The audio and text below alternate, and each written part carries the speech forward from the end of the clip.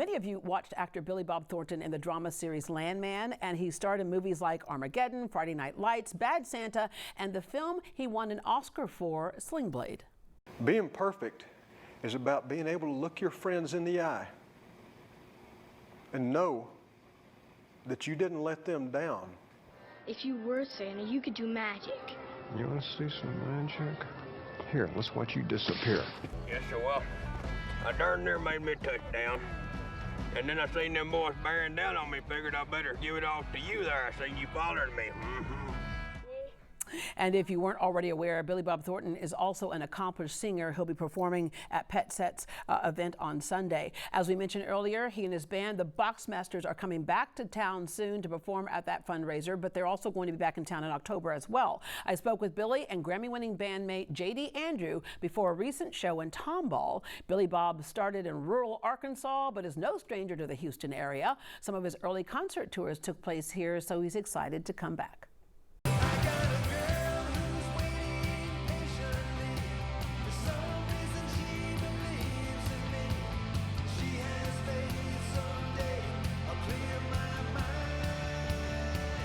Billy, you are one of those people, as in it seems like you can do anything that you put your mind to. You were a great baseball player and even considered that as a living at one point. What changed? Broken collarbone. And I mean, JD and I are both still huge baseball fans, and you know, there you go. Yeah, and you'll be coming to baseball country in a little bit here. Exactly, and but yeah, I mean, we both played in high school and then after, and I was a junk pitcher, and I was pretty decent one, but I got injured and then hit the road with a rock and roll band and never looked back.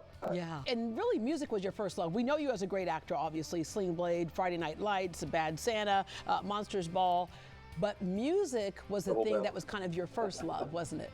I started in music when I was a little kid. I mean, I was in bands from the time I was around 12, and then, I was in a regionally popular band that used to open for a lot of name acts and stuff. And we played a lot in Texas, actually, back then. And I lived in Houston for a couple of years there, out in Tomball, and which was nothing in those days. I mean, nothing was out there, really. A couple of, housing developments and some car lots. Well, that was almost big city for you, though, because you were, you started out in rural Arkansas. Yes, I was born in Hot Springs, but that was only because they didn't have a hospital in Alpine. All right, JD, you're a Kansas native. You bonded with Billy. Yep. You played the guitar in college, moved to Nashville, Cashville as an aspiring singer, and then you had a revelation. Yeah, I just wanted to make records. And, in central Kansas, there's not much of a music industry. So, yeah, I went to Nashville and was there for a couple of years, and a friend said if I really wanted to learn to make records, I needed to move to LA. And so the woman that gave me my first job in LA ended up being Billy's music manager several years later. Found out we had a lot of similar interests in music and started recording just us together. You're a Grammy-winning sound engineer. You worked on albums for Kanye, Rolling Stones, Guy Clark. You recorded mixes for TV and film, and so you found your niche. No, I totally did.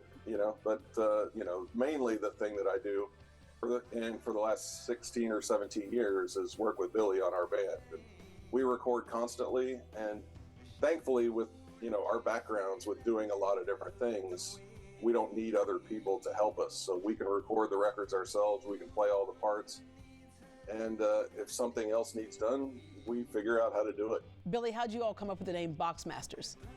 It's a very interesting story, maybe not for television. I'll meet you in Tomball at a bar after you're done, and we'll discuss it.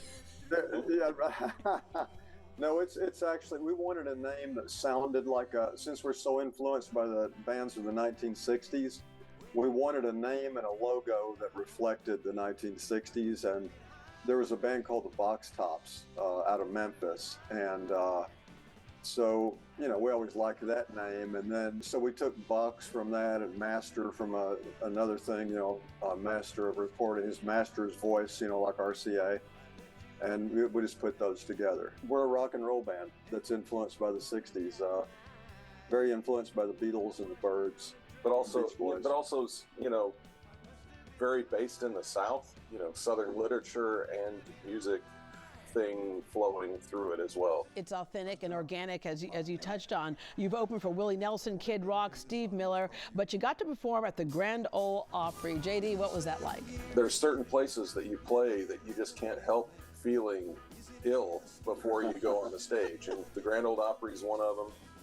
She wants to go over that mountain to see what's on the other side. We played the Ryman with Levon Helm one time, and I literally thought I was going to throw up the whole time we were getting ready to go on. You want to make a connection with people who might not have access, to going to all those bigger cities. So you make a point of going to smaller towns like Tomball, which is not too far from the big city of Houston. But you think it's important to go to those small towns and give them a good concert and a good show as well. We'll play a rock club that's 200 or 300 people, and then we played in Los Alamos, New Mexico the other night at an outdoor show, and there were 8,500 people. Yeah. You know, so it's all over the map, you know, where we play. And they all have something about them we like, you know, but it is nice to get into the, you know, some of the towns that are off the beaten path, you know, because, you know, I mean, where I grew up, you know, you have to go to Memphis. People have to drive 2 or 3 hours to Memphis, or if you lived up in the Northwest, you had to drive into Little Rock. And, you know, it's nice to hit these towns because some of them have wonderful facilities. Yeah. No matter who you're playing in front of, the thing is, you all don't change. You still have a good time. You still give them a good show. All right, Billy, your nickname is Bud when you're up on the stage. Kind of like, you know, Beyonce is Sasha Fierce. You got to have your nickname. So you'll have a lot of people screaming Bud up there. But right now, go ahead and say hello to all of your Texas family, because you know you got some extra cousins now that you're on TV. People will be like, you know, Billy Bob, we was cousins because his cousin's uncle's sister. Every city. Yeah, you know, every city you got some family members. So go ahead and say good morning, Bud. You said you spent time in Texas. Say good morning to all of them right now. Hey, everybody in Texas, all my actual cousins and extended family. I'm Bud. This is JD. We're the Boxmasters, and we'll be coming through your state pretty soon. Gentlemen, thank you for spending some time with us before your next concert date here in Texas. And I meant it. I'm serious. After you're done, come off the stage, wipe the sweat off your brow. I'll meet you at the bar in Tomball. You got Wonderful. Thanks, Deborah. Thank you, guys. Oh, yeah.